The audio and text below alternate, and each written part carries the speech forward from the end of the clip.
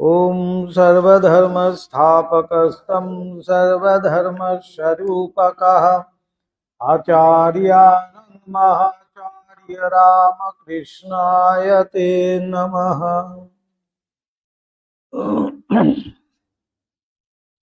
মধুর ভাবের সারতত্ত্ব আমাদের হচ্ছিল 147, তাই তো?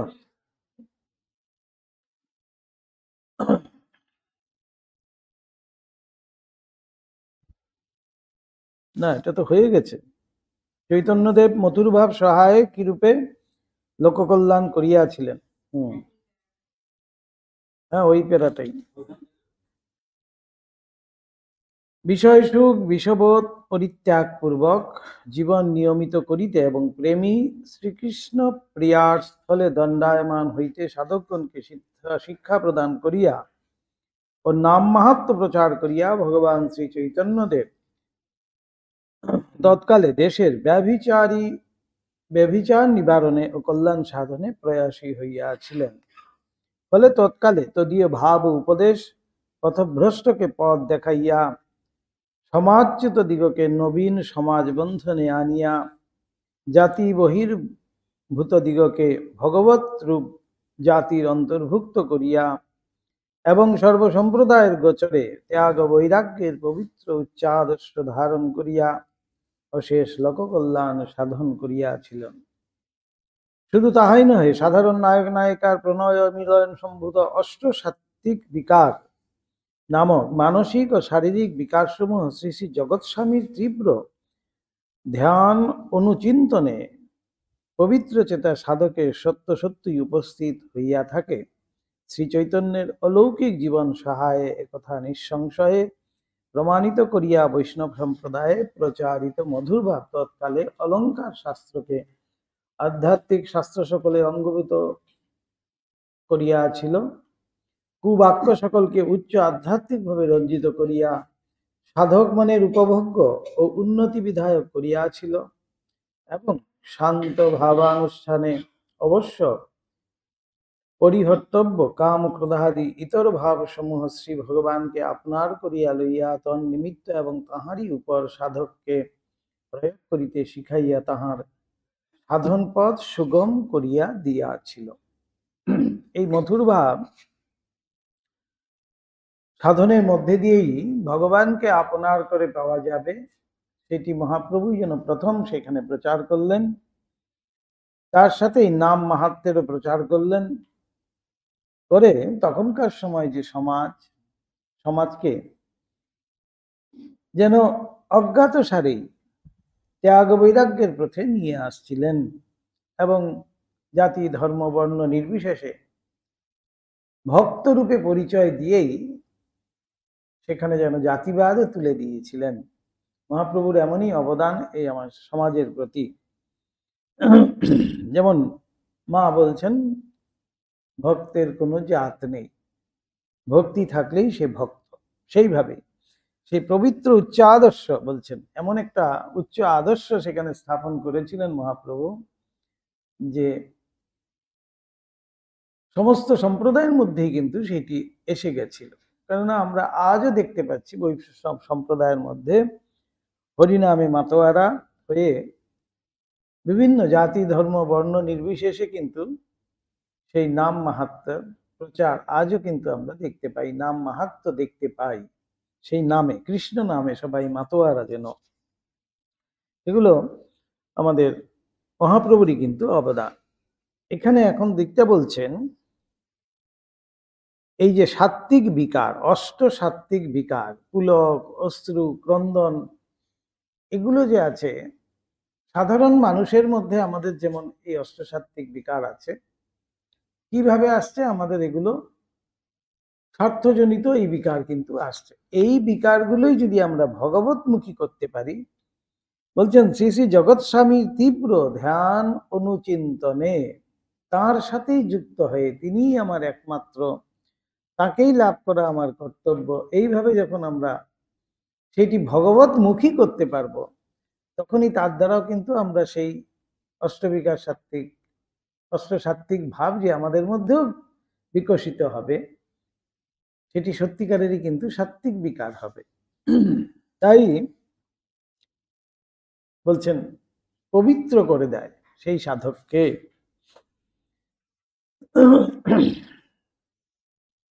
তারপরে শান্ত ভাব অনুষ্ঠানে অবশ্য পরিহর্তব্য কাম ক্রোধাদি যে সেগুলোও যেন আমাদের পরিত্যাগের কথা বলা হয়েছে, কাম ক্রোধাদি। কিন্তু ঠাকুর কি বলছেন? কাম ক্রোধ যাবে না, তাহলে ভগবতমুখী করতে হবে। যদি কামনাই করতে হয় ভগবানকে পাওয়ার কামনা, ক্রোধই যদি করতে হয় ভগবানকে না পাওয়ার জন্য ক্রোধ, এইভাবে কাম ক্রোধাদি আমরা ভগবতমুখী কিন্তু করতে পারি।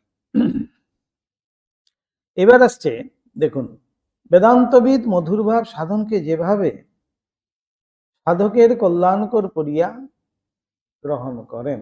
কেন? মধুর ভাবই যে কিন্তু চরম বলা হচ্ছে। মধুর ভাবেই কিন্তু আমরা দেখতে পাচ্ছি সেই যে বেদান্তের একম অদ্বিতীয়ম, সেইখানেই কিন্তু পৌঁছানো যায়। তাই সেখানে এখানে বলছেন বেদান্তবিদ যারা, বেদান্ত বিচার যারা করেন, তারাও সেই মধুর ভাবে কিভাবে গ্রহণ করছেন। পাশ্চাত্য শিক্ষাপ্রাপ্ত বর্তমান যুগের নব্য সম্প্রদায়ের চক্ষে মধুর ভাব পুরুষ শরীরধারী দিগের পক্ষে অস্বাভাবিক ও বিসদৃশ বলিয়া প্রতীত হইলেও, তাই বলছিলাম যে আমরা প্রকৃতি, আমরা পুরুষ হয়ে পুরুষ শরীরধারী যারা, তাদের কাছে সেটা যেন একটু অস্বাভাবিক মনে হচ্ছে। আমরা যেহেতু পুরুষ শরীরধারী, তাই আমরা প্রকৃতি রূপে আমাদেরকে নিজেকে ভাবা কিন্তু একটু অস্বাভাবিক মনে হচ্ছে। সেখানেই বলছেন বিসদৃশ হইলে বেদান্তবাদীর মতে উহা সমুচিত মূল্য নির্ধারিত হইতে বিলম্ব হয় না। কিভাবে? আমি দেহ নই, মন নই, আমি তো সেই আত্মা। আমার আবার লিঙ্গালিঙ্গ ভেদ কি? এইভাবে যখন আমাদের বিচার আসছে, বেদান্তবাদী যারা, তাদের মধ্যে লিঙ্গালিঙ্গ ভেদই কিন্তু চলে যাচ্ছে। সেইভাবেই তারা যেন সেটাকে গ্রহণ করতে পারছে। তিনি দেখেন ভাব সমূহেই বহুকাল অভ্যাসে মানব মনে দৃঢ় সংস্কার রূপে পরিণত হয় এবং জন্ম জন্মাগত ঐরূপ সংস্কার সকলের জন্যই মানব এক অদ্বয় ব্রহ্মবস্তুর স্থলে এই বিচিত্র জগৎ দেখিতে পাইয়া থাকে। সেই যে একই ব্রহ্মস্বরূপ, একই যে ঈশ্বর স্বরূপ, তাকেই কিন্তু দেখতে পায়। ঈশ্বর অনুগ্রহে এই মুহূর্তে যদি সে জগৎ নাই বলিয়া ঠিক ঠিক ভাবনা করিতে পারে, তবে তদ্দণ্ডেই উহা তাহার চক্ষুরাদির ইন্দ্রিয়গণের সম্মুখ হইতে কথায় অন্তরিত হইবে। কি সুন্দর দেখুন, যুক্তি দিয়ে বুঝিয়ে দেওয়া হচ্ছে যে একটা জগৎ আমার কাছে প্রতীত হচ্ছে, আমি দেখতে পাচ্ছি খুব সুন্দর একটি জগৎ, আমি এই সে ওই ইত্যাদি আমরা ভেদ সৃষ্টি করছি, দেখে আমি একটা সুন্দর জগৎ দেখতে পাচ্ছি। যেই মুহূর্তে আমি ভাববো যে ব্রহ্ম এই জগৎ তো স্বপ্নবৎ, সেই মুহূর্তেই তো আমি নেই, তাহলে আমার অস্তিত্ব তো সেখানে লোপ পেয়ে গেল। এক অদ্বয় ব্রহ্ম ছাড়া এই জগতে অন্য দ্বিতীয় বস্তু নেই, এটা যখনই ভাবছি সেই মুহূর্তে কিন্তু সব চলে গেল। সেখানে তদ্দণ্ডেই বলছেন, তদ্দণ্ডে যেই মুহূর্তে আমি চিন্তা করছি সেই মুহূর্তেই কিন্তু আমার সামনের থেকে সব চলে গেল। জগৎ আছে ভাবে বলিয়াই মানবের নিকট জগৎ বর্তমান। আমি ভাবি, আমি দেখছি সেই জন্য আমি ভাবছি যে জগৎ তো বর্তমান। তাই আমি পুরুষ, সে নারী, অমুক এই, অমুক সেই, অমুক কালো, অমুক সাদা, অমুক এই বর্ণ, অমুক সেই জাত ইত্যাদি, আমি কিন্তু এই ভেদাভেদগুলো আমার চোখের সামনেও ভেসে আসছে। কেন? জগৎ আছে বলেই। কিন্তু যেই মুহূর্তে আমি জানবো আরে একমাত্র তো ব্রহ্মই সত্য, জগৎ তো মিথ্যা, তাহলে এগুলো প্রশ্নই তো আমার কাছে আছে না। তদ্দণ্ডেই, এই জন্য বলছেন তদ্দণ্ডে, সেই মুহূর্তেই আমার সব কিন্তু চলে গেল, আমার থেকে সবই বেরিয়ে গেল। আমি কিন্তু সেই এক অদ্বয় ব্রহ্ম ছাড়া আর কিছু দেখতে পাচ্ছি না। আমি পুরুষ বলিয়া আপনাকে ভাবি বলিয়াই পুরুষ ভাবাপন্ন হইয়া রহিয়াছি, এবং অন্যের স্ত্রী বলিয়া ভাবে বলিয়াই স্ত্রী ভাবাপন্ন হইয়া রহিয়াছে। এই ভেদ আমাদের আসছে কেন? ওই জন্য এই জগৎকে আমি দেখছি বলে, সত্য বলে দেখছি, প্রতীত হচ্ছে আমার সামনে, তাই আমি পুরুষ, তুমি নারী, এই ভেদগুলো আসছে। আমি কালো, তুমি সাদা, আমি ব্রাহ্মণ, তুমি ক্ষত্রিয়,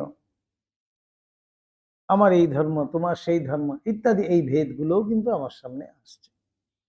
যখনই আমি ভাবছি যে আমি তো নেই সেখানে, এখানে দ্বিতীয় বস্তু কিছুই নেই, তদ্দণ্ডেই আমার থেকে কিন্তু সব সংশয় দূর হয়ে গেল।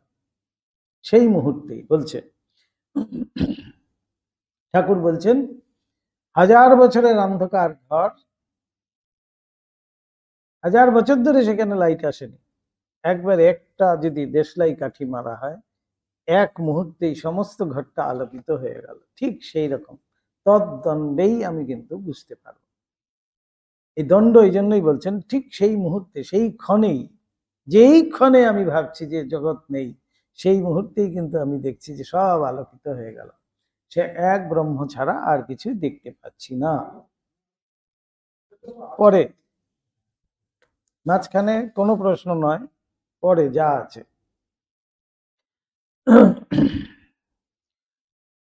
আবার মানব হৃদয়ে এক ভাব প্রবল হইয়া অপর সকল বিপরীত ভাবকে যে সমাচ্ছন্ন এবং কমে বিনষ্ট করে, ইহাও নিত্য পরিদৃষ্ট।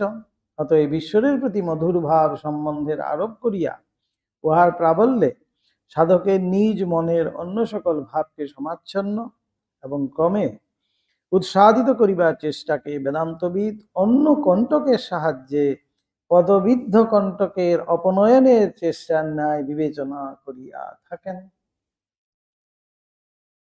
অজ্ঞান কাটাকে তুলতে গেলে জ্ঞান কাটা আহরণ করতে হবে, ঠাকুর বলছেন।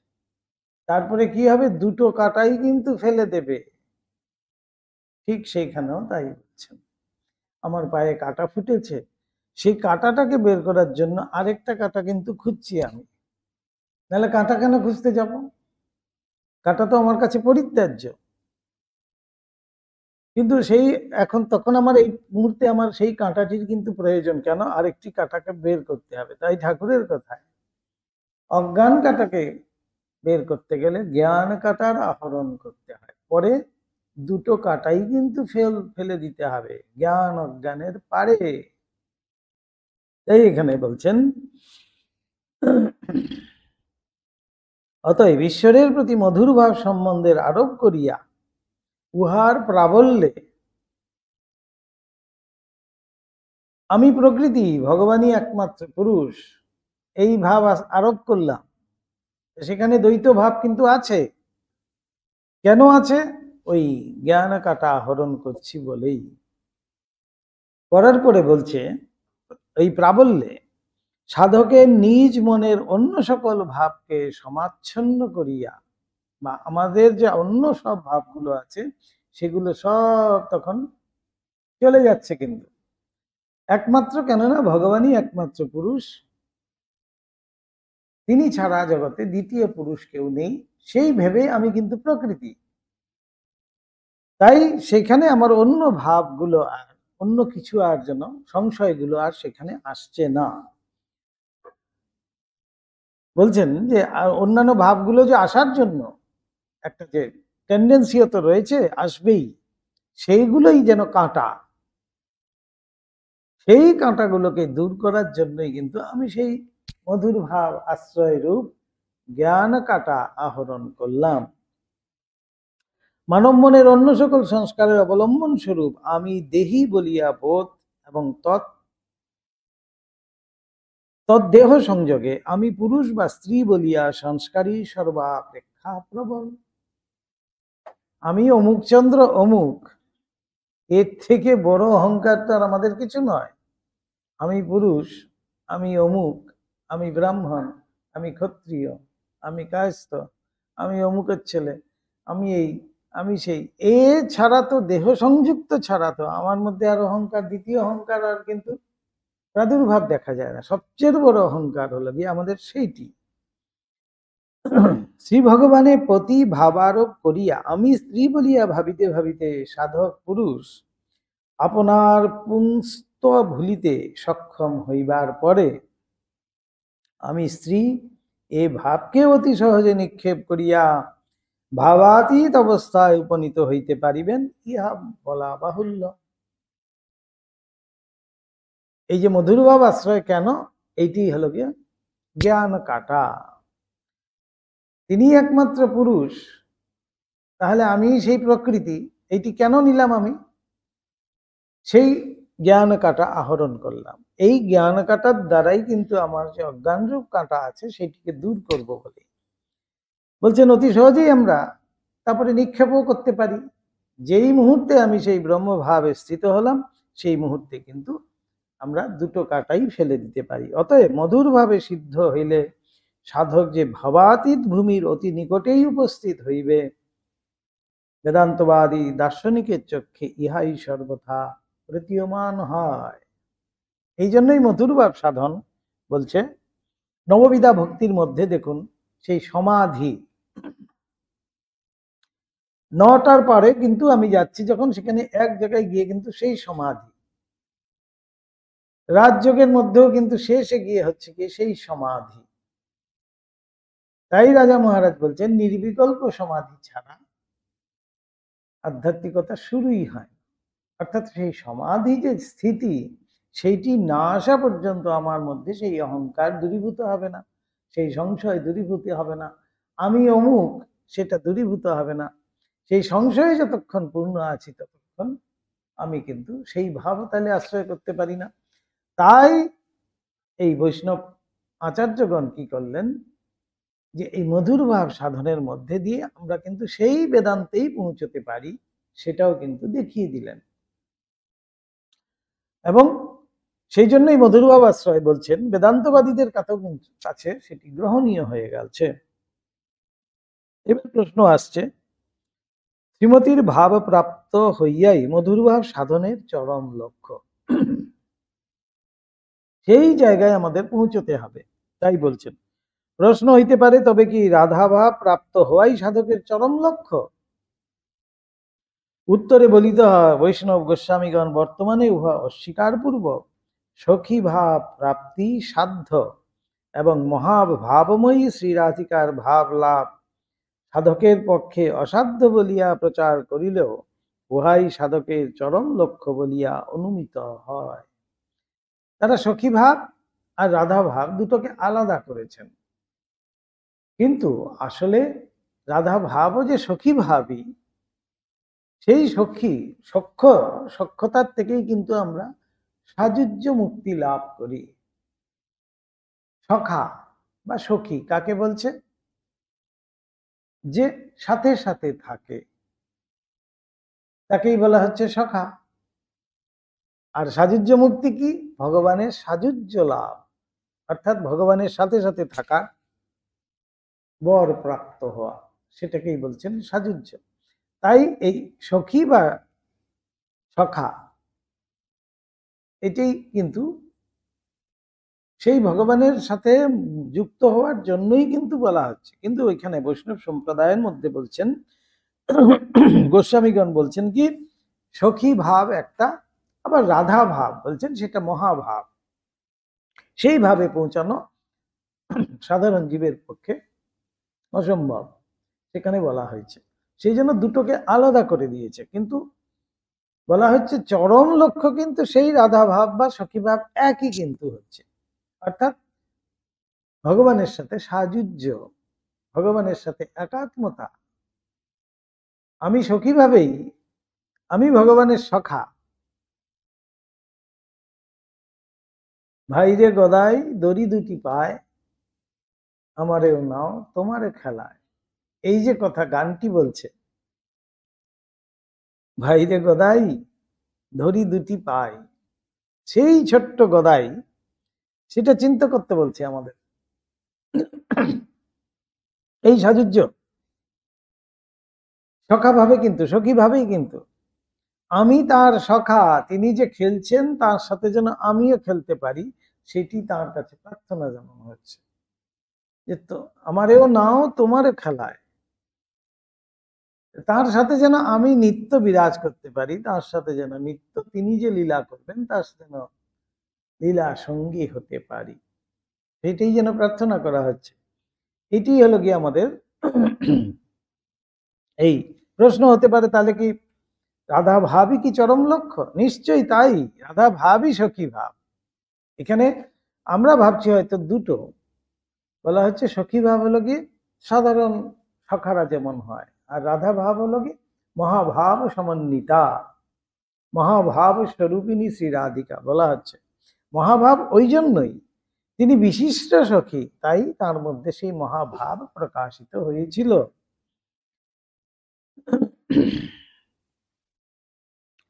কারণ দেখা যায় সখীদিগের ও শ্রীমতীর ভাবের মধ্যে একটা গুণগত পার্থক্য বিদ্যমান নাই, কেবলমাত্র পরিমাণগত পার্থক্যই বর্তমান। দেখা যায় শ্রীমতীর ন্যায় সখীগণ সচ্চিদানন্দ ঘন শ্রীকৃষ্ণকে প্রতিভাবে ভজনা করিতেন, এবং শ্রীরাধার সহিত সম্মিলনে শ্রীকৃষ্ণের সর্বাপেক্ষা অধিক আনন্দ দেখিয়া তাহাকে সুখী করিবার জন্যই শ্রী শ্রী রাধাকৃষ্ণের মিলন সম্পাদনের সর্বদা যত্নবতী।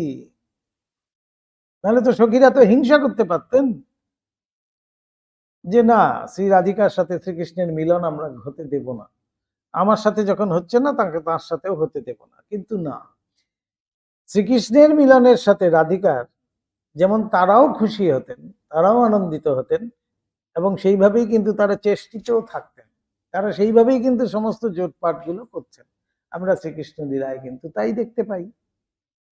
আবার দেখা যায় শ্রীরূপ, শ্রী সনাতন, শ্রীজী প্রভৃতি প্রাচীন গোস্বামী পাদগণের প্রত্যেকে মধুর ভাব পরিতুষ্টির জন্য পৃথক পৃথক শ্রীকৃষ্ণ বিগ্রহের সেবায় শ্রী বৃন্দাবনে জীবন অতিবাহিত করিলেও তৎসঙ্গে শ্রী রাধিকার মূর্তি প্রতিষ্ঠিত করিয়া সেবা করিবার প্রয়াস পান নাই। শ্রী রাধিকার মূর্তি কোথাও কোথাও কিন্তু নেই, যেমন রাকে বিহারীর সেখানে কোনো শ্রী রাধিকার মূর্তি নেই, রাধারমন মন্দিরেও শ্রী রাধিকার কোনো মূর্তি নেই, সেখানে পাশে রাধার মুকুট হিসাবে রাখা হয়, শ্রী রাধিকার মতো করে এটা সাজিয়ে রাখা হয় পাশেই, সেখানে আলাদা আর বিগ্রহ রাখছে না। কেন? শ্রীকৃষ্ণের মধ্যেই সমস্ত কিছু বর্তমান। আপনাদিগকে রাধাস্থানীয় ভাবিতেন, শ্রীকৃষ্ণের মধ্যেই রাধাকৃষ্ণ বর্তমান, সশক্তিক তিনি, এই জন্য, এবং নিজেকে আমরা সেবক, কি কি হিসাবে সেবক? শ্রী রাধিকা, অর্থাৎ প্রকৃতির স্বরূপ। তুমি আমার পতি, আমি তোমার স্ত্রী, এই ভেবে তিনি সেইভাবেই কিন্তু সেবা করছেন। সেই জন্য সেখানে কোনো রাধিকার মূর্তি থাকতো না, এবং তাহারা ঐরূপ করেন না, এ কথাই উহাতে অনুমিত হয়। বৈষ্ণব তন্ত্রোক্ত মধুর ভাবে যাহারা বিস্তারিত আলোচনা করিতে চাহেন, তাহারা শ্রীরূপ, শ্রী সনাতন ও শ্রীজীবাদি প্রাচীন গোস্বামী পাদগণের গ্রন্থসমূহে এবং শ্রী বিদ্যাবতী চণ্ডীদাস প্রমুখ বৈষ্ণব কবিকুলের পূর্বরাগ, দান, মান ও মাথুর সম্বন্ধীয় পদাবলী সকলের আলোচনা করিবেন। মথুর ভাব সাধনে প্রবৃত্ত হইয়া ঠাকুর উহাতে কি অপূর্ব চমৎকর্ষ লাভ করিয়াছিলেন, তাহা বুঝিতে সুগম হইবে বলিয়াই আমরা উহার সারাংশের সংক্ষেপে আলোচনা করিলাম। মধুর ভাবের সার তত্ত্ব হলো তাই, ঠাকুর শেষে একেবারে সেই মধুর ভাব সাধন করে দেখিয়ে দিয়েছেন। সেই নিজেকে প্রকৃতি ভেবে, তাঁরই দাসী ভেবে, তাঁরই স্ত্রী ভেবে আমরা যখন তাঁর সেবা করি, তাঁরই যেন সাযুজ্য লাভ করি, তার সাথেই যেন যুক্ত হয়ে যাই, এটি যেন এখানে সার তত্ত্ব হিসাবে প্রতিভাত হয়। এবার ঠাকুরের মধুর ভাব কিরকম ঠাকুর করেছিলেন মধুর ভাব সাধন, সেটা দেখছি। বাল্যকাল হইতেই ঠাকুরের মনের ভাব তন্ময়তার আচরণ, ঠাকুরের একাগ্র মনে যখন যেভাবে হৃদয় হইত, তাহাতে তিনি কিছুকালের জন্য তন্ময় হইয়া যাইতেন। এখনো আমরা দেখি যারা স্টুডিয়াস, পড়াশোনার ব্যাপারে খুব সিরিয়াস, তাদেরকে দেখা যায় যখন যেটা ধরছে সেইটি শেষ না করা পর্যন্ত কিন্তু যতই মা ডাকুক, যেই ডাকুক, সে কিন্তু উঠছে না। যেটা নিয়ে পড়েছে সেটা আগে শেষ করবে, তারপরে উঠবে। এরকম আজও কিন্তু লক্ষিত হয় বিভিন্ন জায়গায়, বিভিন্ন ছেলে মেয়েদের কিন্তু সেইভাবে দেখা যায়, বাচ্চাদের। ঠাকুরের মধ্যে কিন্তু ছোটবেলার থেকে এই ভাবটি ছিল, যেটা যখন নিতেন সেটির একেবারে চূড়ান্ত না দেখা পর্যন্ত ঠাকুর কিছুতেই সেখান থেকে নিরস্ত হতেন না। ওই ভাব তখন তাহার মনে পূর্ণাধিকার স্থাপন পূর্বক অন্য সকল ভাবে লোপ করিয়া দিতে এবং তাহার শরীরকে পরিবর্তিত করিয়া উহার প্রকাশ অনুরূপ যন্ত্র করিয়া তুলিত। আগে আগে আমরা দেখেছি দাস্য ভাব সাধনকালে ঠাকুরের নেজ পর্যন্ত বেরিয়ে যাচ্ছেন, তিনি লাফিয়ে লাফিয়ে হাঁটছেন, গোটা গোটা ফল ছাড়া কিছু খেতে পাচ্ছেন না, গাছের উপর চড়ে বসে আছেন, দাস্য ভাব সাধন করছেন আর রাম রাম করছেন, মহাবীরজির মতো হয়ে গেছেন তিনি। এটা আমাদের কাছে অবিশ্বাস্য মনে হবে, এ আবার সম্ভব নাকি, এ তো নেকামো ছাড়া আর কিছু নয়, এটা মনে হবে। কিন্তু না, একবারে সত্যিকারের তিনি সেইভাবেই কিন্তু পূর্ণ হয়ে যাচ্ছেন। তখন উনি খেতে পাচ্ছেন না, অন্য কিছু দিলেও খাচ্ছেন না, আর চোখ বলছেন সেই চতুর চোখ মতো, চোখ যেন সারাক্ষণ ঘুরছে, যেমন বানর কুলকে আমরা দেখতে পাই সারাক্ষণ যেন তাদের চঞ্চল অবস্থা, সেই রকমই যেন ঠাকুরের মধ্যেও পরিদর্শিত হয়েছে। পূর্ণ অধিকার স্থাপন পূর্বক একেবারে ঠাকুরকে সেইভাবেই যেন পূর্ণ করে রাখত, শরীরকে পর্যন্ত পরিবর্তিত করে দিত। বাল্যকালিতে তাহার ঐরূপ স্বভাবের কথা শুনিতে পাওয়া যায় এবং দক্ষিণেশ্বরে গমনাগমন করিবার কালে আমরা ওই বিষয়ে নিত্য পরিচয় পাইতাম, দেখিতাম। সঙ্গীত আদি শ্রবণে বা অন্য কোনো উপায়ে তাহার মন ভাব বিশেষে মগ্ন হইলে যদি কেহ সহসা অন্যভাবে সঙ্গীত বা কথা আরম্ভ করিত, তাহা হইলে তিনি ভীষণ যন্ত্রণা অনুভব করিতেন। অন্য ভাব, বিষদৃশ কিছু, হয়তো একটা ভাবে সঙ্গীত হচ্ছে, একটা ভাবের কথা হচ্ছে, প্রসঙ্গ হচ্ছে, সেখানে যদি অন্য কেউ এসে বলে দেয়, তখন ঠাকুর ভীষণ কষ্ট পেতেন, বলছেন যন্ত্রণা অনুভব করিতেন। এক লক্ষ্যে প্রবাহিত চিত্তবৃত্তি সকলে সহসা গতিরোধ হওয়াতেই যে তাহার ওইরূপ কষ্ট উপস্থিত হইত, এই কথা বলা বাহুল্য। একদিকে ফ্লোটা আছে, তো সেই ফ্লোটা যেন হঠাৎ কেউ আটকে দিলে যেমন হয়, ঠিক সেই রকমই যেন ঠাকুরের মধ্যে দেখা গেছে। মহামুনি পতঞ্জলি একভাবে তরঙ্গিত, এই যে ধ্যান ধারণা সমাধি আসছে না, তিনটে স্টেজ, তার মানে কি, এই অবিচ্ছিন্ন তৈল ধারাবৎ, এটাকেই বলা হচ্ছে একেবারে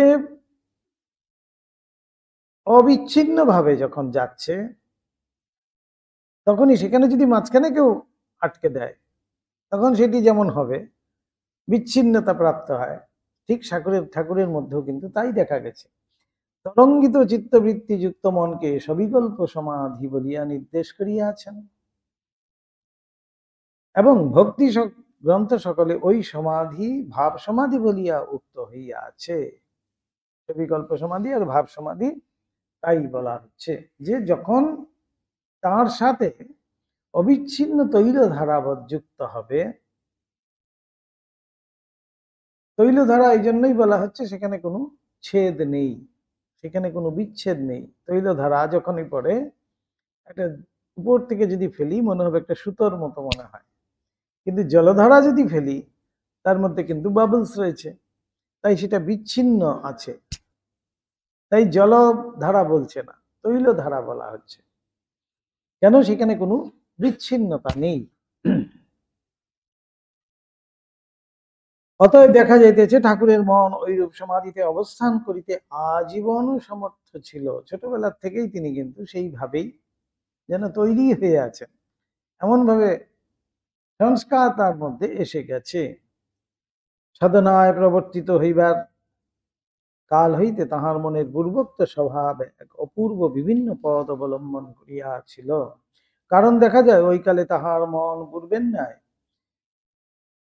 কোন ভাবে কিছুক্ষণ কোনো ভাবে কিছুক্ষণ মাত্র অবস্থান করিয়াই অন্য ভাব বিশেষ অবলম্বন করিতেছে না।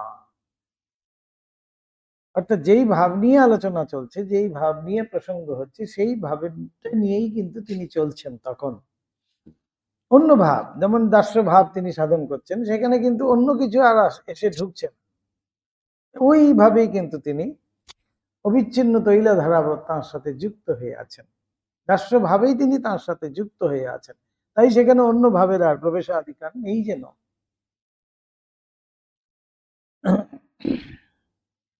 ওইভাবে চরম সীমায় উপনীত হইয়া অদ্বৈত ভাবের আভাস পর্যন্ত উপলব্ধি করিতেছে, ততক্ষণ উহাকে অবলম্বন করিয়াই সর্বক্ষণ অবস্থান করিতেছে।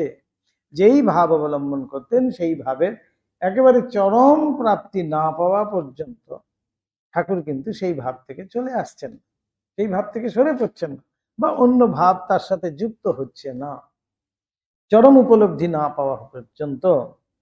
দৃষ্টান্ত স্বরূপে বলা যাইতে পারে, দাস্যভাবে চরম সীমায় উপস্থিত না হওয়া পর্যন্ত তিনি মাতৃভাব উপলব্ধি করিতে অগ্রসর হন নাই। সেখানে দাস্যভাব সাধন করছেন, সেখানে কিন্তু মা মা করছেন না তিনি। সেখানে মাতৃভাব যে সাধক তিনি, আমরা তো সবাই জানি তিনি মাতৃভাব সাধক, তিনি মাতৃভাবেই সাধন করছেন। কিন্তু যখন দাস্যভাব সাধন করছেন, তখন সেখানে কিন্তু মা এসে প্রবেশ করছে না, মাতৃভাব কিন্তু কিছুতেই প্রবেশ করতে পারছে না। আবার মাতৃভাব সাধনায় চরম উপলব্ধি না করিয়া বাৎসল্যাদি ভাব সাধনে প্রবৃত্ত হন নাই। তখন তিনি রামলালালও চান না, আবার মহাবীরের মতো তিনি হন না, আবার মধুর ভাবের সেই সখী ভাবও তার মধ্যে আসছে না। যখন মাতৃভাব সাধন করছেন, যখন যেটি অবলম্বন করছেন, তার চরম পরিণতি না দেখা পর্যন্ত, চরম উপলব্ধি না হওয়া পর্যন্ত তিনি সেই ভাব থেকে কিন্তু আসতে পারছেন না। তাহার সাধনকালের ইতিহাস পর্যালোচনা করিলে আমরা কিন্তু তাই বুঝতে পারি। এবার আসছে যে ব্রাহ্মণীর সেই আগমনের। সাধনকালের পূর্বে ঠাকুরের মধুর ভাব ভালো লাগিত না। দেখুন, যখন তিনি মধুর ভাব আশ্রয় করেননি, তখন কিন্তু মধুর ভাব ভালো লাগছে না ঠাকুরের। ব্রাহ্মণীর আগমন কালে ঠাকুরের মন ঈশ্বরের মাতৃভাবের অনুধ্যানে পূর্ণ ছিল। তুমি মা, আমি তোমার সন্তান, এই ভাব। জগতের যাবতীয় প্রাণী ও পদার্থে, বিশেষত স্ত্রী মূর্তি সকলে তখন তিনি শ্রী শ্রী জগদম্বার প্রকাশ সাক্ষাৎ প্রত্যক্ষ করিতেছিলেন। অতএব ব্রাহ্মণীকে দর্শন মাত্র তিনি কেন মাতৃ সম্বোধন করিয়াছিলেন এবং সময়ে সময়ে বালকের ন্যায় ক্রোড়ে উপবেশন পূর্বক তাহার হস্তে আহার্য গ্রহণ করিয়াছিলেন, তাহার কারণ স্পষ্ট বুঝা যায়। ব্রাহ্মণী রঘুবীর শিলা ছিল, সেই পঞ্চবটিতে ব্রাহ্মণী রঘুবীরকে ভোগ দিয়েছেন। ঠাকুর এখান থেকে দৌড়ে গিয়ে সেই ভোগ গ্রহণ করছেন। ব্রাহ্মণী ভোগ রান্না করেছেন, ঠাকুরকে নিবেদন করেছেন রঘুবীরকে। সেই পরিবেশিত নিবেদিত অন্ন, সেগুলো নিয়ে তিনি মাতৃভাবে, যশোদার ভাবে যেন ছুটে ছুটে এসে ঠাকুরকে খাওয়াচ্ছেন। ঠাকুরের মধ্যে তখন সেই মাতৃভাব আছে বলেই কিন্তু, তাই তিনি প্রথম দর্শনেই মা বলে কিন্তু সম্বোধন করেছেন। হৃদয়ের মুখে শুনিয়াছি, ব্রাহ্মণী এই কালে কখনো কখনো ব্রজ গোপিকাগণের ভাবে আবিষ্টা হইয়া মধুর রসাত্মক সঙ্গীত সকল আরম্ভ করিলে ঠাকুর বলিতেন, ওই ভাব তাহার ভালো লাগে না। সোজাসুজি ঠাকুর বলে দিচ্ছেন, সখীভাবে সেই গান করছেন আর কি। এবং ওই ভাব সম্বরণ পূর্বক মাতৃভাবের ভজন সকল গাহিবার জন্য তাহাকে অনুরোধ করিতে বলছেন, মায়ের গান করো, ওইসব গান এখন ভালো লাগছে না। ব্রাহ্মণী উহাতে ঠাকুরের মানসিক অবস্থা যথাযথ বুঝিয়া তাহার প্রীতির জন্য তৎক্ষণাৎ শ্রী শ্রী জগদম্বার দাসীভাবে সঙ্গীত আরম্ভ করিতেন। মাতৃভাব ঠাকুরের মধ্যে তখন দেখা যাচ্ছে, সেই জন্য অন্য ভাব তিনি কিন্তু আর সেখানে প্রবেশই করতে পারছে না, সে যে যতই বলুক। অথবা ব্রজগোপালের প্রতি নন্দরানী শ্রীমতী যশোদার হৃদয়ের গভীর উচ্ছ্বাস পূর্ণ সঙ্গীতের অবতারণা করিতেন। ঘটনা অবশ্য ঠাকুরের মধুর ভাব সাধনে প্রবৃত্ত হইবার বহু পূর্বের কথা। ভাবের ঘরে চুরি যে তাহার মনে বিন্দুমাত্র কোনো কালে ছিল না, একথা উহাতে বুঝিতে পারা যায়। এই ভাবের ঘরে চুরি আমরা আগেও পড়ে এসেছি। তার কথাটির মানেটা কি? মনে এক, মুখে এক, ব্যবহারে এক। এই হলো কি ভাবের ঘরে চুরি। আমার তাকে কিছুতেই পছন্দ নয়, সামনে এসছে, আমি তাকে বলছি আহা হা আপনার মতো লোক হয় না, বলে প্রচুর সুখ্যাত করছি, অথচ তাকে আমি দেখতেই পারি না। এই ভাবের ঘরে চুরি হয়ে গেল। ঠিক সেই রকম বলছেন যে দুটো একসাথে তো হতে পারে না। যখন যেই ভাব আশ্রয় করছেন ঠিক সেই ভাবের মতো করেই ঠাকুর কিন্তু ব্যবহার করছেন। কখনো সেখানে অন্য ভাব প্রবেশও করতে পারছে না, কিঞ্চিত মাত্র প্রবেশ করতে পারছে না, এমনই ছিল। বলছে না ওই একমুখী। উহার কয়েক বৎসর পরে ঠাকুরের মন কিরূপে পরিবর্তিত হইয়া বাৎসল্য ভাব সাধনে অগ্রসর হইয়াছিল, এ কথা আমরা পাঠককে ইতপূর্বে বলিয়াছি। অতএব মধুর ভাব সাধনে অগ্রসর হইয়া তিনি যে সকল অনুষ্ঠানে রত হইয়াছিলেন সেই সকল কথা আমরা এখন বলিতে প্রবৃত্ত হইব। ঠাকুরের জীবন আলোচনা করিতে দেখিতে পাওয়া যায়, আমরা যাহাকে নিরক্ষর বলি তিনি প্রায় পূর্ণ মাত্রায় তদ্রূপ অবস্থাপন্ন হইলেও কেমন করিয়া আজীবন শাস্ত্র মর্যাদা রক্ষা করিয়া চলিয়া আসিয়াছেন।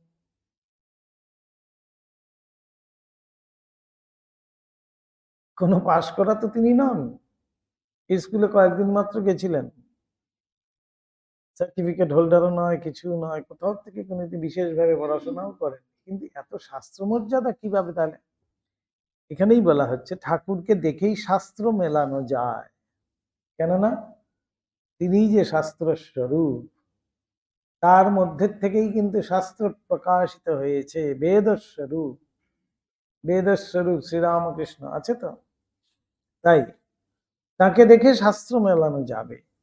তাই তিনি সেইভাবে আমরা দেখছি যে তিনি শাস্ত্র মর্যাদা রক্ষা করেই চলেছেন। গুরু গ্রহণ করিবার পূর্বে কেবলমাত্র নিজ হৃদয়ের প্রেরণায় তিনি যে সকল সাধন অনুষ্ঠানে রত হইয়াছিলেন সে সকল কখনো শাস্ত্রবিরোধী না হইয়া উহার অনুগামী হইয়াছিল। যা যা করছেন ঠাকুর সমস্ত কিন্তু বিধিবৎ, শাস্ত্র অনুমিত। শাস্ত্র অনুমোদিত এক অনুমোদিত কিন্তু আমরা একটাও দেখতে পাই না ঠাকুরের কোনো পদক্ষেপ।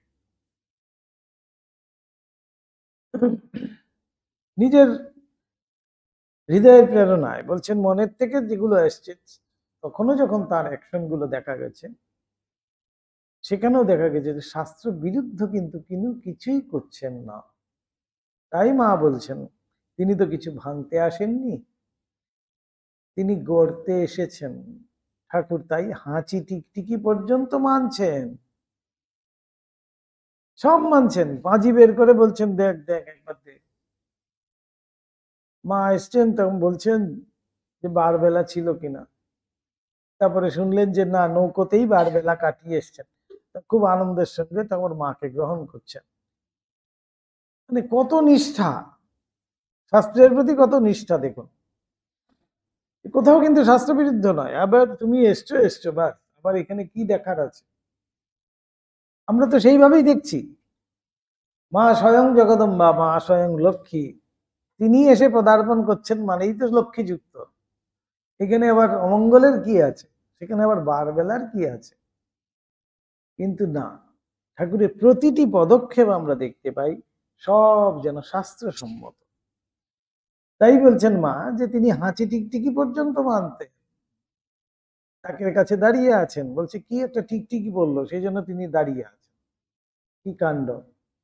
বেরোবার সময় ঠাকুর দক্ষিণ পদ প্রথমে দিতেন, দক্ষিণ নাসায় প্রথমে শ্বাস নিতেন, যেমন আমাদের যাত্রায় রীতি আছে দক্ষিণ নাসায় শ্বাস নিতে হবে, দক্ষিণ পদ প্রথমে দিতে হবে পুরুষরা, এবং মায়েরা বাম পদ।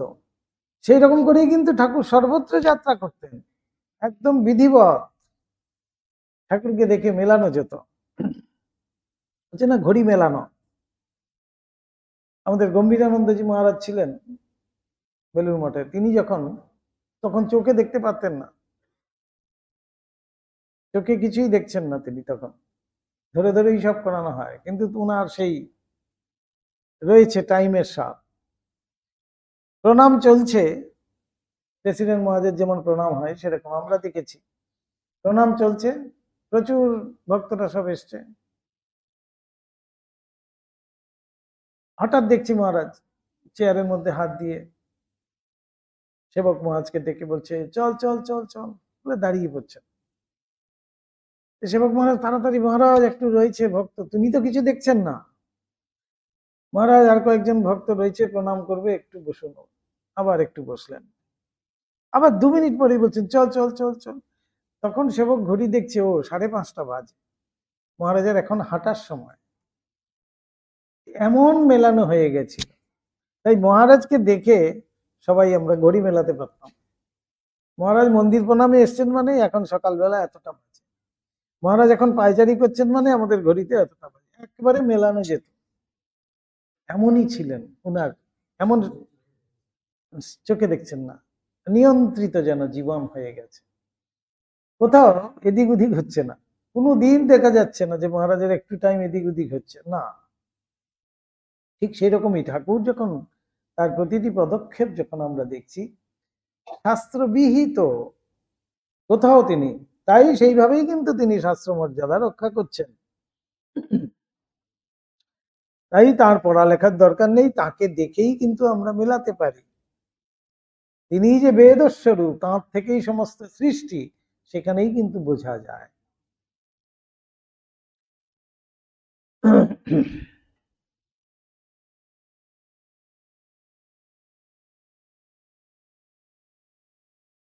শাস্ত্রবিরোধী না হইয়া উহার অনুগামী হইয়াছিলেন, ভাবের ঘরে চুরি না রাখিয়া শুদ্ধ পবিত্র হৃদয়ে ঈশ্বর লাভের জন্য ব্যাকুল হইলে ওরূপ হইয়া থাকে।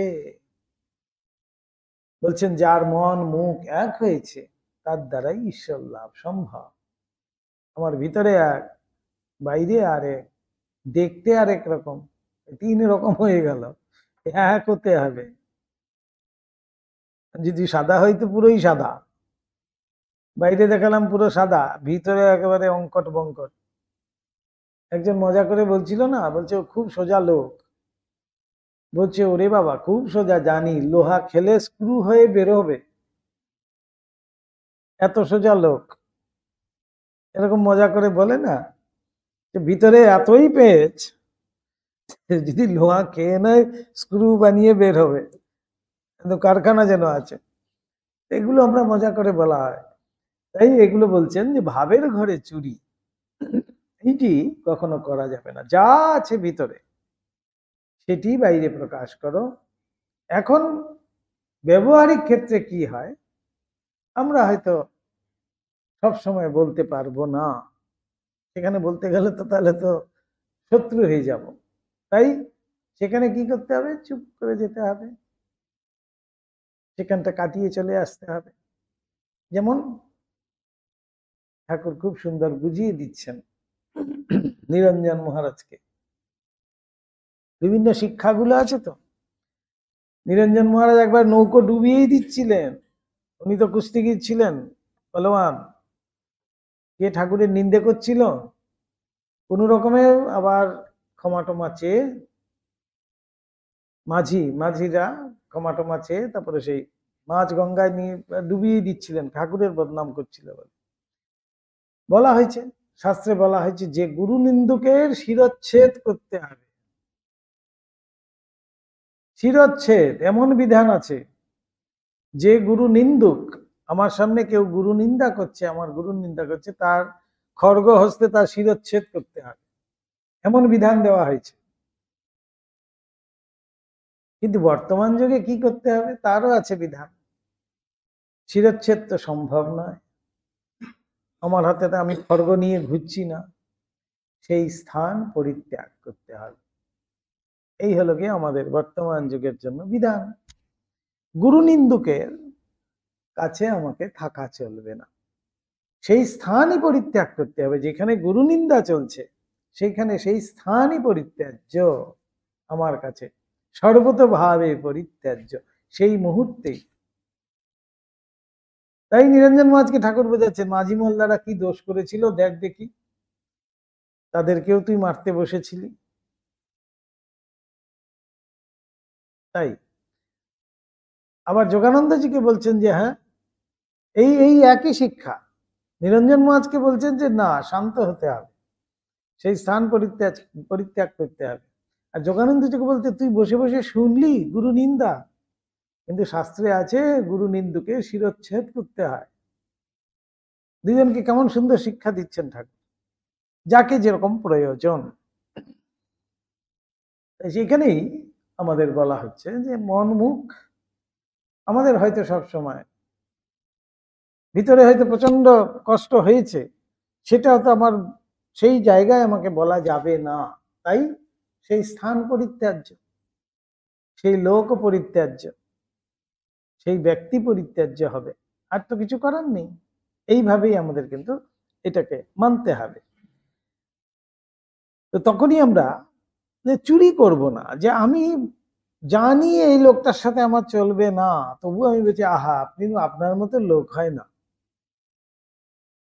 এমন গলাগলি করছি, এমন কথা বলছি তাকে, কিন্তু এ তো এই প্রশংসা তো নিন্দার সমান। এটা আমার ভালো হচ্ছে না, যাকে বলছি তারও কিন্তু ভালো হচ্ছে না। সেই জন্যই এখানে বলছেন ঘটনা ঐরূপ হওয়া বিচিত্র নয়, কারণ শাস্ত্রসমূহ ওইভাবেই যে প্রণীত হইয়া আছে, তাই ঠাকুরকে দেখেই শাস্ত্র বোঝা যাবে। একথা স্বল্প চিন্তার ফলে বুঝিতে পারা যায়, কারণ মহাপুরুষ দিকে সত্য লাভের চেষ্টা ও উপলব্ধি সকল লিপিবদ্ধ হইয়া পরে শাস্ত্র আখ্যা প্রাপ্ত হইয়াছে। শাস্ত্র কিভাবে তৈরি হয়েছে? মহাপুরুষদের ব্যবহার, মহাপুরুষদের কথা, সেগুলোই কিন্তু শাস্ত্র রূপে আমাদের কাছে এসছে। নিরক্ষর ঠাকুরের শাস্ত্র নির্দিষ্ট উপলব্ধি সকলে যথাযথ অনুভূতি হওয়ায় শাস্ত্রসমূহের সত্যতা বিশেষভাবে প্রমাণিত হইয়াছে। কেন ব্রাহ্মণী এসছিলেন সেটাও আমরা জানি। ব্রাহ্মণীকে আসার পরে ঠাকুর বলছেন আমার এমন এমন যে হয়, এগুলো কি আমার মস্তিষ্ক বিকারজনিত কিছু? ব্রাহ্মণী তাকে আশ্বস্ত করছেন, বলছেন না, এমনটি আছে, আমাদের ভাগবতে আছে। তাই ব্রাহ্মণী কি করলেন, মথুরবাবুর সহায়ে পণ্ডিত সমাজকে সেখানে সভা করলেন, সেখানে শাস্ত্র থেকে প্রমাণ করে ব্রাহ্মণী কিন্তু দেখিয়ে দিলেন। অবতার রূপে প্রমাণিত হইতে হয়েছে ঠাকুরকে, দেখুন পরীক্ষা দিতে হয়েছে, এমনি এমনি কেউ অবতার বলেননি। শাস্ত্র প্রমাণ দিয়ে ভৈরবী ব্রাহ্মণী সেই পণ্ডিত সমাজের কাছে সেটি তুলে ধরছেন।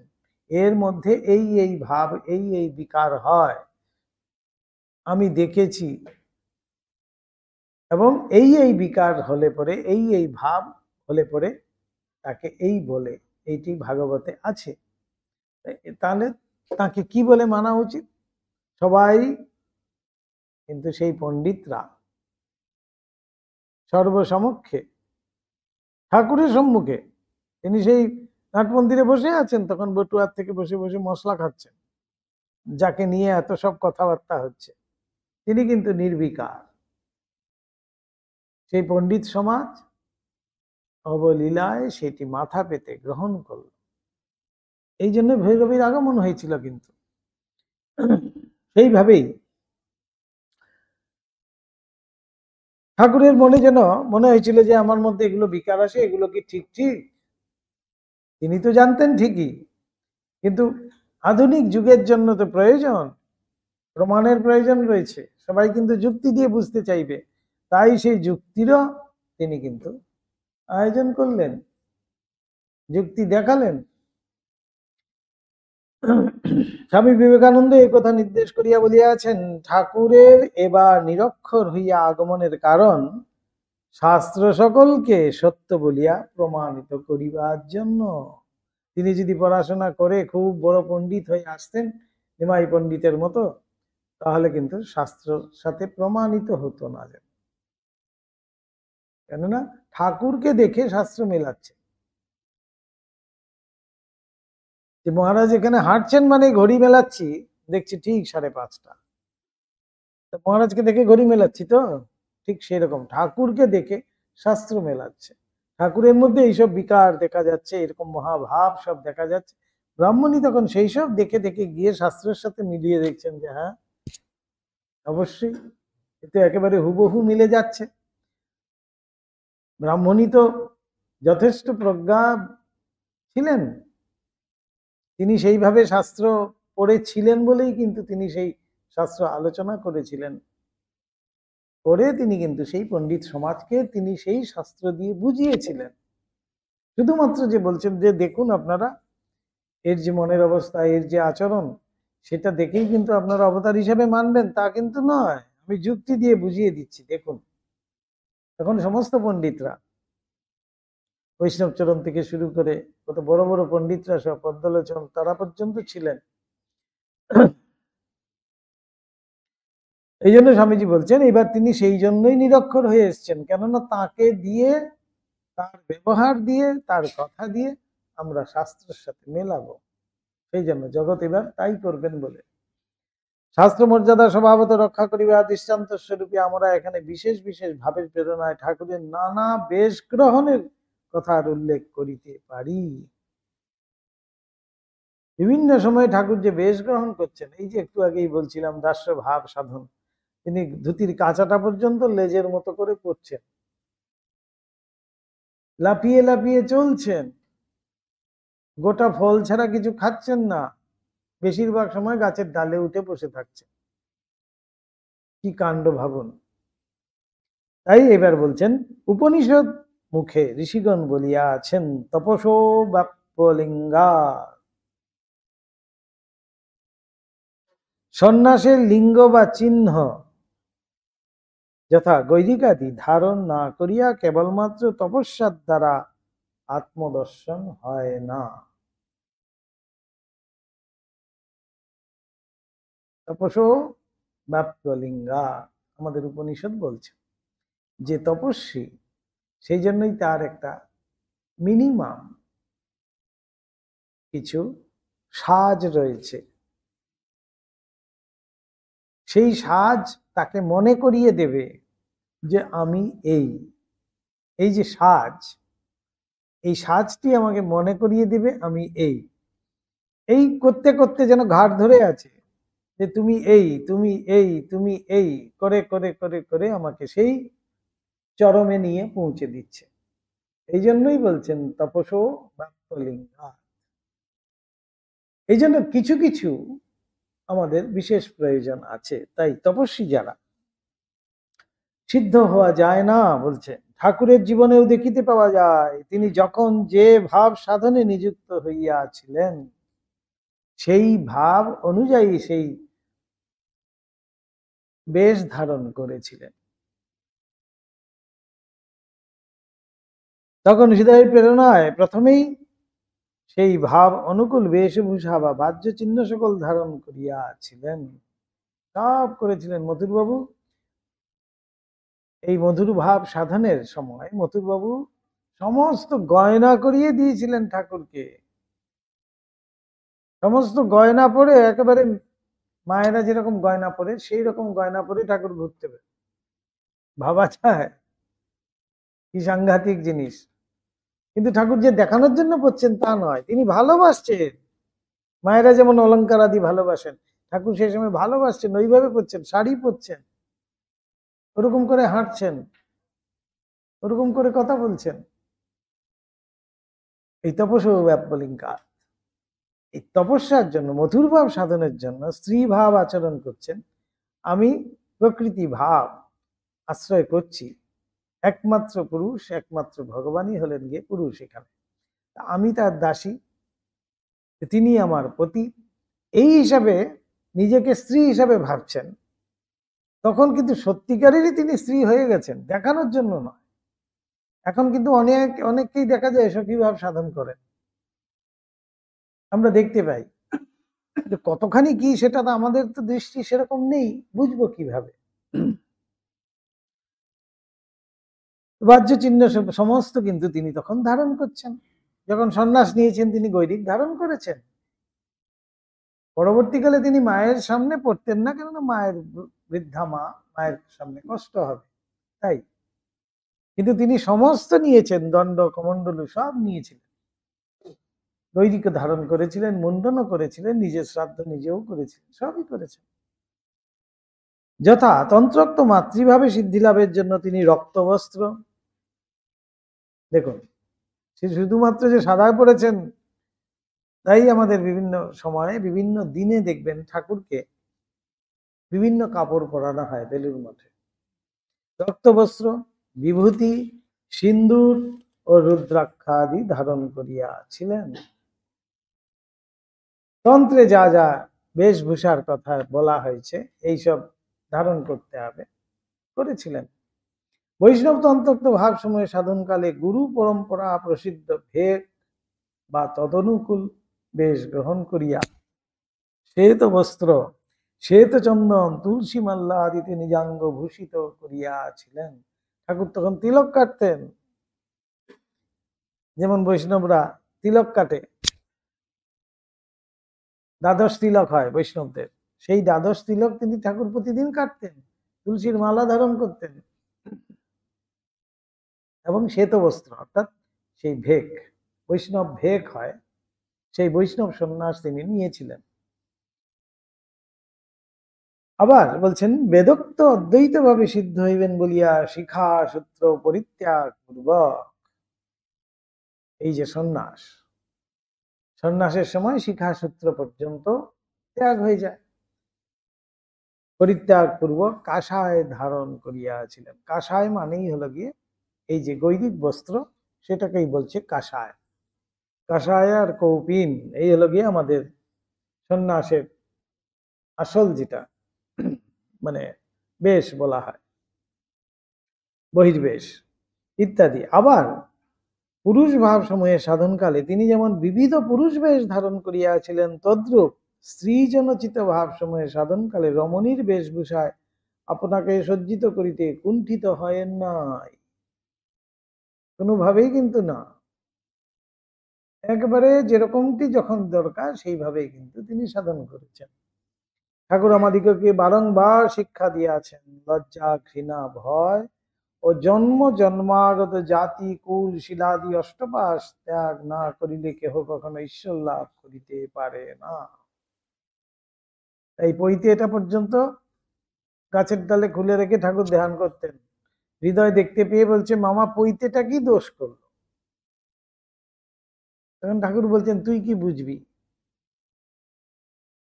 পাশ মুক্ত হয়েই ধ্যান করতে হয়। সমস্ত পাশ এই পৈতে আছে, মানে একটা পাশ রয়েছে কি, জাতি, জাতি একটা পাশ বলছে না, জাতি কুল শিল শিলাদি অষ্টপাশ যে আমাদের আছে সেগুলো ত্যাগ করতে হবে। ওই শিক্ষা তিনি স্বয়ং আজীবন কায় মনোবাক্যে কতদূর পালন করিয়াছিলেন তাহা সাধনকালে তাহার বিবিধ বেশ ধারণাদি হইতে আরম্ভ করিয়া প্রতি কার্যকলাপের অনুশীলনে স্পষ্ট বুঝিতে পারা যায়। যখন যেই ভাব সাধন করছেন তখন সেই ভাবেই তিনি কিন্তু সমস্ত ব্যবহার করছেন। মধুর ভাব সাধনে প্রবৃত্ত হইয়া ঠাকুর স্ত্রী জনচিত বেশভূষা ধারণের জন্য ব্যস্ত হইয়া উঠিয়াছিলেন এবং পরম ভক্ত মধুর মোহন তাহার ঐরূপ অভিপ্রায় জানিতে পারিয়া কখনো বহুমূল্য বারাণসী শাড়ি সব কিনে দিয়েছিলেন, বারাণসী শাড়ি, এবং কখনো ঘাগরা, ওড়না, কাঁচুলি প্রভৃতির দ্বারা তাহাকে সজ্জিত করিয়া সুখী হইয়াছিলেন। ভাবুন।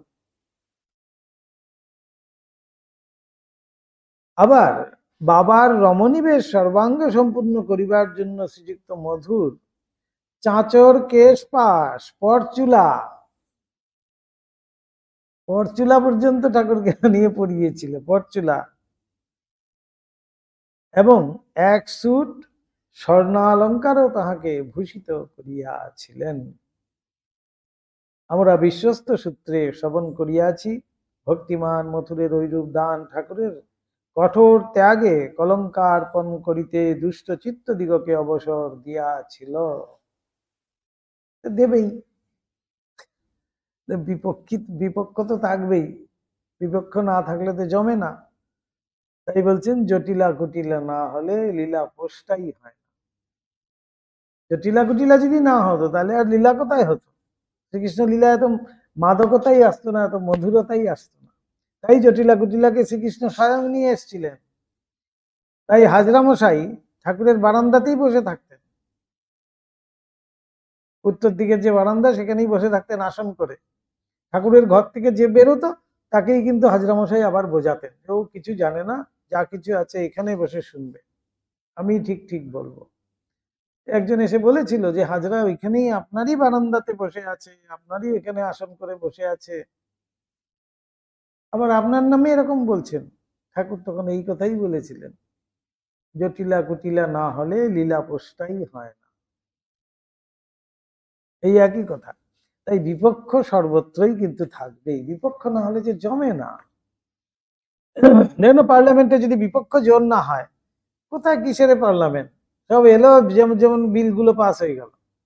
আরে বিপক্ষ একটু হবে, তর্কাতর্কি হবে, হই হই হবে, চেয়ার টেবিল বাজানো হবে, ভাঙা হবে, না হলে কোথায়, এইসব না হলে তো বিপক্ষ স্ট্রং হলো না। তখন সেটাই বিল নিয়ে তর্কাতর্কি হবে, অনেক যুক্তি দিয়ে মানুষে বোঝাতে চেষ্টা করবে, তখন গিয়ে কিন্তু স্ট্রং হয়। তখন গভর্নমেন্টও কিন্তু সতর্ক থাকে যে না বাবা যা খুশি করতে পারবো না, বিপক্ষ খুব ধরবে আমাকে এখনই চেপে, এই জন্য বিপক্ষের বিশেষ প্রয়োজন আছে। তাই সেখানে যে ঠাকুরের সম্বন্ধে যে বলবে না সেটা কোনো কথাই নেই, করবেই।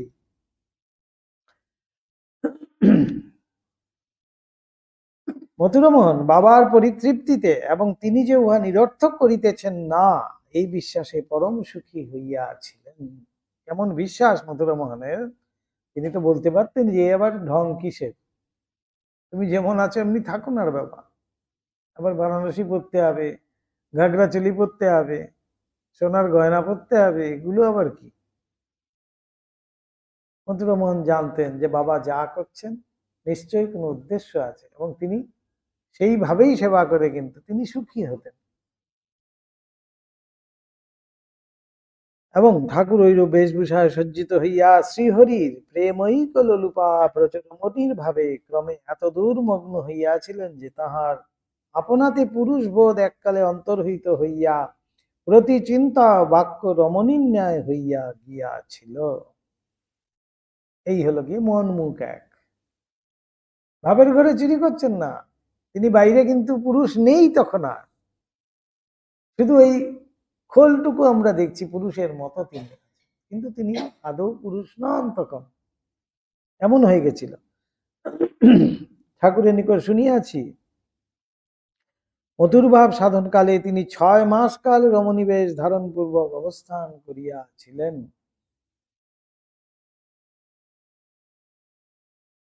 ঠাকুরের ভিতর স্ত্রী ও পুরুষ উভয় ভাবের বিচিত্র সমাবেশের কথা আমরা অন্যত্র উল্লেখ করিয়াছি, অতএব স্ত্রী বেশের উদ্দীপনায় তাহার মনে যে এখন রমণী ভাবের উদয় হইবে ইহা বিচিত্র নহে, কিন্তু ওই ভাবের প্রেরণায় তাহার চলন বলন হাস্য কটাক্ষ অঙ্গ ভঙ্গি এবং শরীর ও মনের প্রত্যেক চেষ্টা যে এককালে ললনা সুলভ হইয়া উঠিবে একথা কেহ কখনো কল্পনা করিতে পারে নাই। কি সাংঘাতিক একেবারে পরিবর্তন, শরীরের মধ্যেও যেন সেই পরিবর্তন এসে যাচ্ছে।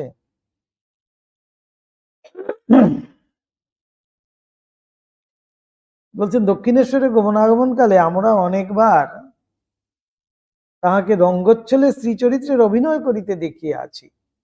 ঠাকুর সব দেখাতে পারতেন তো, কীর্তনিয়ারা কেমন ঢং করে করে কীর্তন করছে সেগুলোও ঠাকুর দেখাতেন, কিন্তু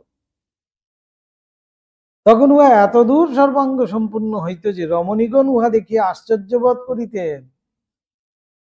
এমনি ঠাকুরের শরীর ছিল অত্যন্ত কোমল, মাখনের মতো। বলছে মাস্টারমশাই এক জায়গায় আছে শ্রীমদর্শনে, মাস্টারমশাই ঠাকুরকে গাড়িতে উঠছেন, ঠাকুর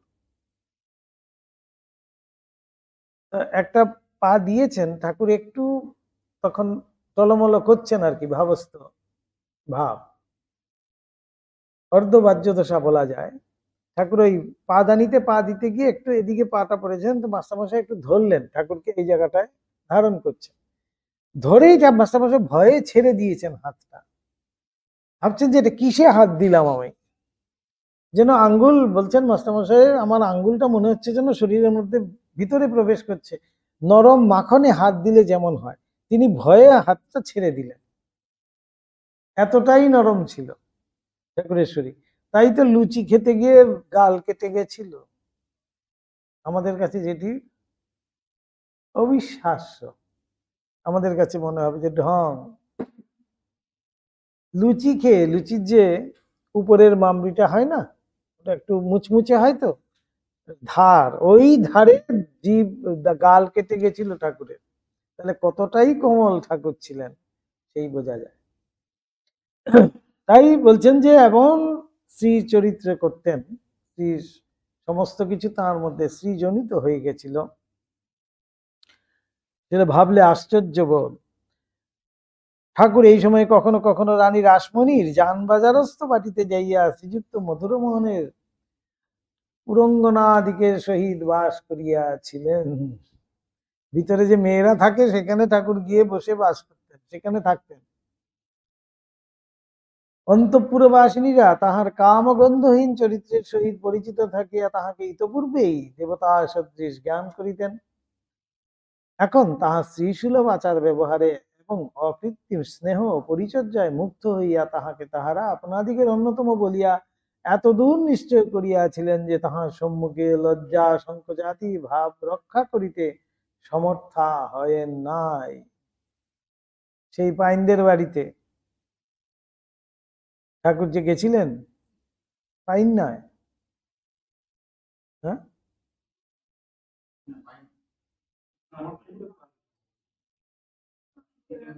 হ্যাঁ, সেই অন্তঃপুরে ঢুকে ঠাকুর ঢুকে গেছিলেন মেছনির বেশে,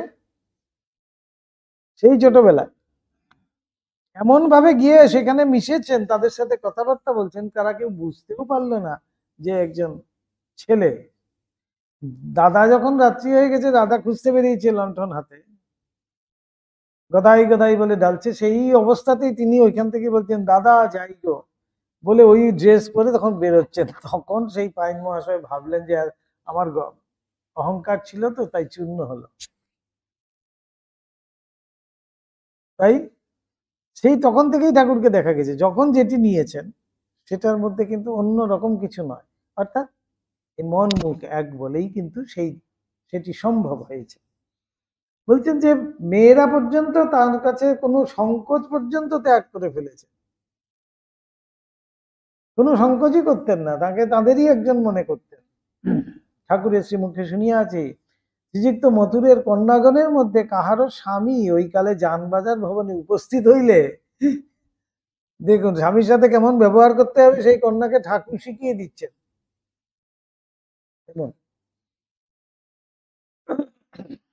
তিনি ওই কন্যার কেশবিন্যাস ও বেশভূষাদি নিজ হস্তে সম্পাদন করিয়াছিলেন এবং স্বামীর চিত্তরঞ্জনের নানা উপায় তাহাকে শিক্ষা প্রদান পূর্বক সখিন ন্যায় তাহার হস্তধারণ করিয়া লইয়া যাইয়া স্বামীর পাশে দিয়ে আসিয়াছিলেন। কি আশ্চর্য, এগুলো ভাবা যায়? আমাদের কাছে অবিশ্বাস্য মনে হয়। ঠাকুর মেয়েকে সাজাচ্ছেন, কিভাবে সাজাবেন তাহলে? কেননা তিনি তখন সত্যিকারের নারী হয়ে গেছেন, তার মধ্যে সেই ভাব, সেই জন্য সেই আচরণ, ভিতরে যেহেতু ভাব রয়েছে বাইরেও কিন্তু সেই ভাবই তিনি করছেন। এমনটি নয় যে মেয়ের সাজ নিয়েছি ঠিকই, কিন্তু যেহেতু আমি পুরুষ শরীর সুতরাং আমার সব জায়গায় কিন্তু যাওয়া যাবে না, এটা কিন্তু ভাবছেন না। তিনিও যেমন নিঃসংকোচ হয়ে যাচ্ছেন, তারাও কিন্তু ঠাকুরের কাছে একেবারে নিঃসংকোচ। বলছেন সখীর মতো তার হাত ধরে নিয়ে গিয়ে স্বামীর পাশে দিয়ে আসছে, স্বামীর ঘরে দিয়ে আসছে। তিনি বলিতেন তাহারা তখন আমাকে তাহাদিকে সখী বলিয়া বোধ করিয়া কিছুমাত্র সংকুচিতা হইত না, আমাদেরই একজন সখী মনে করতেন। হৃদয় বলিত ওইরূপে রমণীগণ পরিবৃত হইয়া থাকিবার কালে ঠাকুরকে সহসা চিনিয়া লওয়া তাহার নিত্য পরিচিত আত্মীয় দিগের পক্ষেও দুরূহ হইত। মথুর বাবু স্বয়ং চিনতে পারেননি। দুর্গাপূজার সময় যখন জগদম্বা দেবীর সাথে ঠাকুর দর্শন করছেন।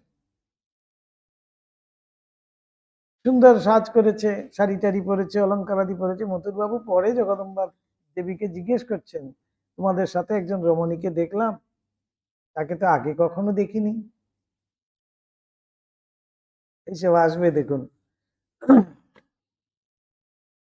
মথুরবাবু ওই কালে এক সময় আমাকে অন্তঃপুর মধ্যে লইয়া গিয়া জিজ্ঞাসা করিয়াছিলেন।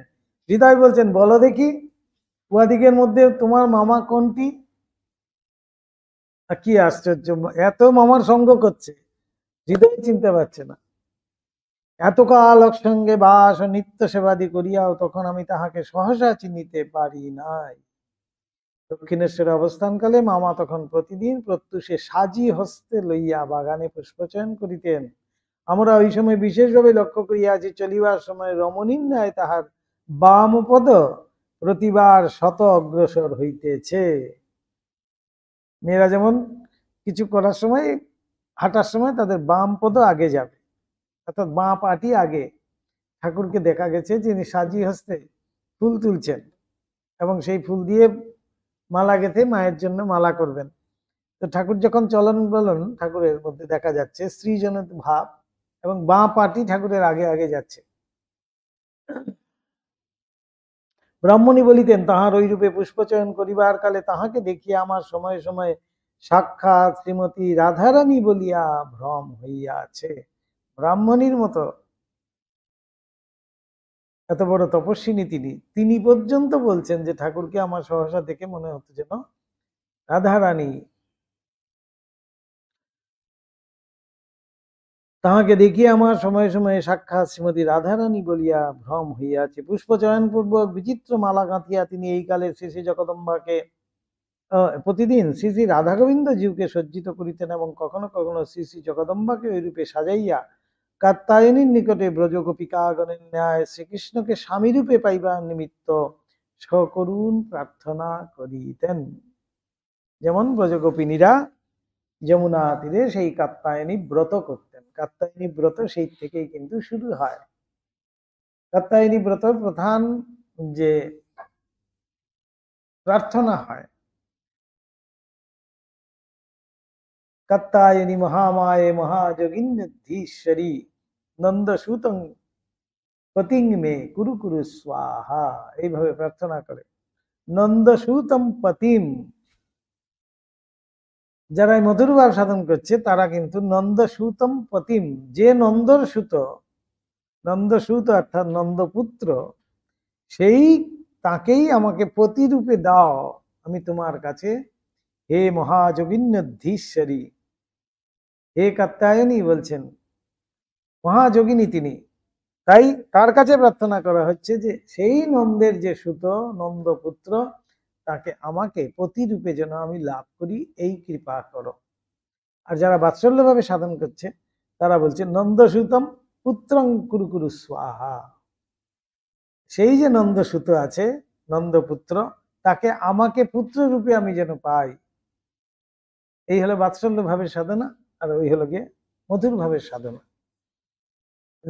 শ্রীকৃষ্ণকে যেন আমি প্রতিরূপে পাই, আবার বাৎসল্য ভাবে যারা সাধনা করছে শ্রীকৃষ্ণকে আমি যেন পুত্র রূপে পাই, সেই একই ভগবানকে। প্রথম কিন্তু এই কাত্যায়নীকে গিয়ে প্রথম এই প্রার্থনা করতে হয়।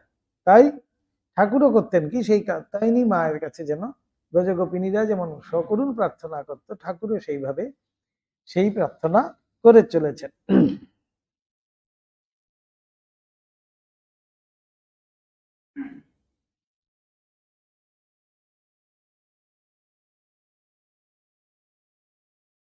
ওইরূপে শ্রী শ্রী জগদম্বা সেবা পূজাদি সম্পাদন পূর্বক শ্রীকৃষ্ণ দর্শন ও তাহাকে স্বীয় বল্লভ রূপে প্রাপ্ত হইবার মানসে ঠাকুর এখন অনন্য চিত্তে শ্রী শ্রী যুগল পাদপদ্ম সেবায় রত হইয়াছিলেন এবং সাগ্রহ প্রার্থনা ও প্রতীক্ষায় দিনের পর দিন অতিবাহিত করিয়াছিলেন।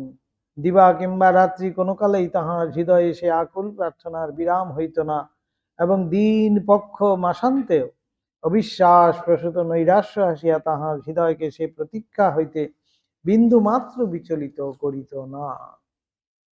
বিশ্বাস কিন্তু অটুট, তিনি সাধন করে চলেছেন যে তিনি দর্শন পাবেনই। চূড়ান্ত উপলব্ধি তার হবেই, তিনি কিন্তু সেটা জানতেন। তাই সেইভাবেই কিন্তু তিনি চালিয়ে যাচ্ছেন। ক্রমে ওই প্রার্থনা আকুল ক্রন্দনে এবং ওই প্রতীক্ষা উন্মত্তের ন্যায় উৎকণ্ঠা ও চঞ্চলতায় পরিণত হইয়া তাহার আহার নিদ্রাদির লোপ সাধন করিয়াছিল। এমন ভাবে তিনি মগ্ন হয়ে যেতেন সেই তপস্যায়, তাহার আহার নিদ্রা পর্যন্ত সব, খাওয়া ঘুম সব উঠে যেত। আর বিরহ নিতান্ত প্রিয়জনের সহিত সর্বদা সর্বতভাবে সম্মিলিত হইবার অসীম লালসা তাহার বিঘ্ন বাধায় প্রতিরুদ্ধ হইলে মানবের হৃদয় মন মথন করি, শরীরেন্দ্রিয় বিকল করি যে অবস্থা আনয়ন করে সেই বিরহ। আমরা বিরহ বুঝি কিভাবে? আমাদের যখন আপনজন যায়, আপনজন বিয়োগের সময় আমরা কিন্তু বিরহ একটু হলেও বুঝতে পারি। সেই বিরহ ঠাকুরের মধ্যে নিত্য দেখা গেছে। কেন? ভগবানকে পাবেন বলে, ভগবানকে দেখতে পাচ্ছি না, সেই বিরহ, সেই কষ্ট। এমন বিরহের জ্বালায় এক জায়গায় এই লীলা প্রসঙ্গকারী বলছেন, ঠাকুর ভাব অবস্থায় পড়ে গেছেন কোথাও, গায়ে মাটি লেগেছে, পরে দেখা গেল সেই মাটিগুলো পোড়া হয়ে গেছে। কথার কথা নয়, সত্যি ঘটনা। লীলা প্রসঙ্গকার এখানে বুঝাচ্ছেন যে বিরহ জ্বালা, বিরহ, বিরহাগ্নি, বিরহ অনল বলা হয় তো, শাস্ত্রে আছে। ঠাকুর পড়ে গেছেন ভাবাবস্থায় সেই বিরহের জ্বালায়, কাঁদতে কাঁদতে বা বিরহের জ্বালায় কোথাও পড়ে গেছেন, গায়ে গোটা গায়ে গাময় মাটি হয়ে গেছে। পরে সেই মাটি যখন হৃদয়রাম ধোয়াচ্ছে, দেখছে সেই জায়গায় জায়গায় মাটিগুলো লেগেছিল সেটা পোড়া মাটি হয়ে গেছে। তাহলে কতখানি তাপ ছিল সেই শরীরে, সেই শরীরের মধ্যে মাটিটি লেগে মাটি পোড়া মাটি হয়ে গেছে। এই হলো গিয়ে বিরহ অনল। সেই শাস্ত্র দিকে মেলানো যাবে, ঠাকুরকে দেখে শাস্ত্র মেলানো যাবে। এই হলো গিয়ে আরেকটি ছোট্ট ঘটনা, সেই পোড়া মাটি বিরহ অনল আমরা শুধু কিন্তু মুখে বলছি। এবং রাধারানীর ভাব কি হয়েছিল? বিরহ অনলে তিনি যেন দগ্ধা, নিত্য দিন জ্বলছে, আমরা তো পড়ি। সেই বিরহ অনল কি, তাকে তার অদর্শনে কি সেই মনের অবস্থা হলে পরে এমন বিরহ জ্বালা উঠে শরীরে, সেইটি এই ঠাকুরের মধ্যে দেখা যায়। তাই লীলা প্রসঙ্গকার সেখানে তুলে ধরেছেন।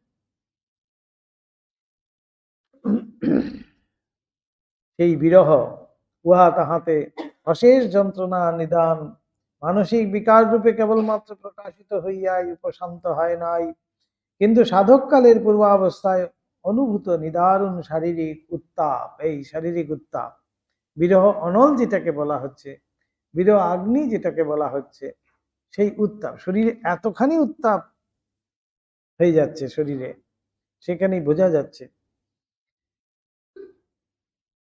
উত্তাপ ও জ্বালারূপে পুনরায় আবির্ভূত হইয়াছিল। ঠাকুরের শ্রীমুখে শুনিয়াছি শ্রীকৃষ্ণ বিগ্রহের প্রবল প্রভাবে এই কালে তাহার শরীরের লোমকূপ দিয়া সময়ে সময়ে বিন্দু বিন্দু রক্ত নির্গমন হইত।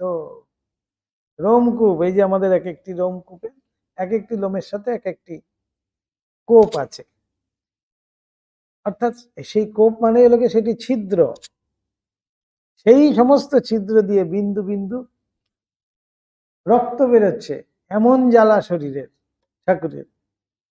লোমকূপ দিয়া সময়ে সময়ে বিন্দু বিন্দু রক্ত নির্গমন হইত, দেহের গ্রন্থি সকল ভগ্ন প্রায় শিথিল লক্ষিত হইত এবং হৃদয়ের অসীম যন্ত্রণায় ইন্দ্রিয়গণ স্ব স্ব কার্য হইতে এককালে বিরত হওয়ায় দেহ কখনো কখনো মৃতের ন্যায় নিশ্চেষ্ট ও সংজ্ঞাশূন্য হইয়া পড়িয়া থাকিত। এই গ্রন্থি সকল, আমাদের যে গ্রন্থিগুলো আছে বলে ধরে রেখেছে আমাদের শরীরকে, সেই গ্রন্থি সকল সব শিথিল হয়ে গেছে এবং মৃতের ন্যায় পড়ে রয়েছে। এমন সব সময়ে সময়ে ঠাকুরের মধ্যে দেখা গেছে। ওম নিরঞ্জনম নিত্যম অনন্ত রূপম ভক্তানুকম্পাধৃত বিগ্রহং বৈ ঈশাবতারং পরমেশমিত্যং रामकृष्णं शिरसा नमामः। ओम शांति शांति शांति। हरि ओम तत्सत्। श्री राम कृष्णार्पणमस्तु।